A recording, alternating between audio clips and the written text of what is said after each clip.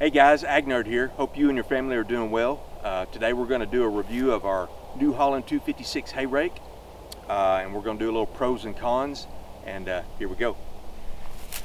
So this New Holland 256 hay rake was the first hay rake that we bought when we first got into our hay baling production area of our little farm. And it's just old school. You can't get any more primitive, get out there, get it done hay rake than this right here. And so yes, that is a pro that it's old school, but primarily because it doesn't require a lot of different technology. It doesn't require a PTO drive, power takeoff. It doesn't require hydraulics. It's pretty small, and it really rakes really well. It has these two adjustments right here, these two levers, these two handles. It adjusts the height of the actual teeth, and you can really get in there and dial it down to get the most optimal hay pickup. So when we really have it dialed in, it will leave minimal hay in the pasture, and that's a pro and a con, and I'll talk about the teeth here in just a few minutes. They're readily available, at least in my area, in the East Texas area. There's tens of thousands of these out there.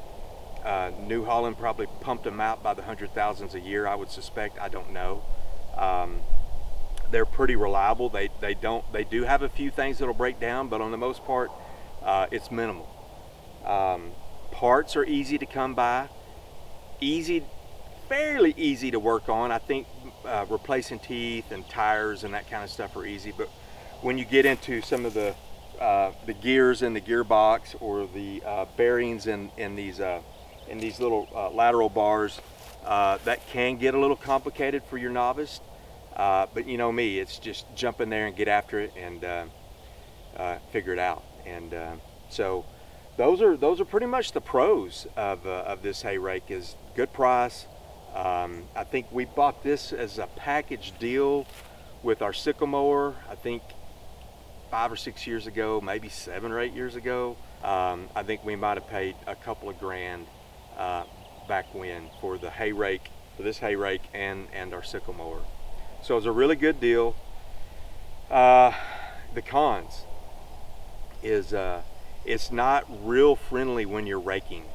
It doesn't rake a big windrow, and so these were initially designed where there was a right side and a left side. This is obviously the left side. There's a right side that'll go with it, and it has a special dolly to connect both of them together, or you can use it on its own. And so if you want to get a bigger windrow, you're going to have to rake it in one direction and then come back and rake the opposite direction, so you're dragging from both sides into one windrow.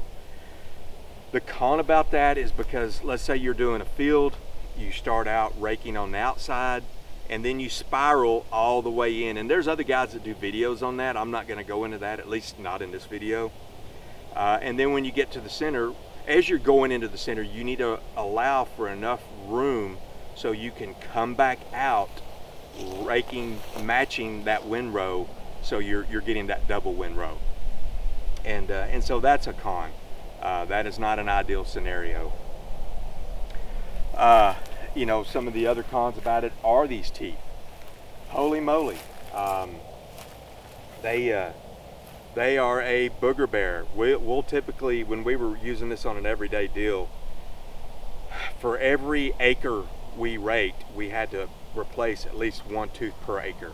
So for example, if we did 10 or 15 acres, you can liken that to we were replacing 10 to 15 of these teeth. So some of the cons are the teeth that I've already alluded to. The teeth break very easily. They're just a little rubber piece attached to this metal piece, and the little rubber piece becomes brittle, and if it gets compressed too hard or tweaked in the wrong way, it's going to snap and break off. And so we typically found that for every acre we baled and raked with this, we could probably replace one tooth per acre. And so if we did 10 or 15 acres, we were going to replace 10 or 15 teeth. We eventually ended up backing the height up where we were a little bit higher And mind you, we were not touching the ground, but we raised it up a little bit more. We decided we would rather have a little bit more hay left on the ground than replacing all these teeth. So it was a balance that you had to go through and find. So some other things that we've had wrong is one of the bearings on the wheels came undone. We had to replace the bearings. Obviously, that's just typically like changing the bearings on a trailer or the front of your pickup or something like that. We did have some bearings go out on one of these lateral bars here. That was a woolly booger, and so we had to get it, because it's all put together in such a way that that when you undo one part, well, I should say, you can't undo just one of these. You have to loosen all these off and then loosen off this main spindle here to get that, to be able to work that bearing. At least what we found in my scenario. So, but yeah, you know, I think this is a great rake for someone first getting into hay baling. I think you can get it for a good price. They're relatively abundant. There are some things that are gonna go wrong, but you know, it's just like anything. You just have to work it. You do not have to have a large tractor with a big PTO horsepower, because you're just pulling it. You do not have to have hydraulics. Heck, we've even pulled this with our Polaris, and we've raked with it with our Polaris. That's not something we would do all the time, because those belts on those Polarises can go out. Ours never have, but anyway, you can use a smaller tractor or a side-by-side to pull this. So I would definitely recommend this for the new person, for the new homesteader getting into hay baling. It's a good option. So thumbs up for New Holland 256. Hope this helps you. God bless to you and your family.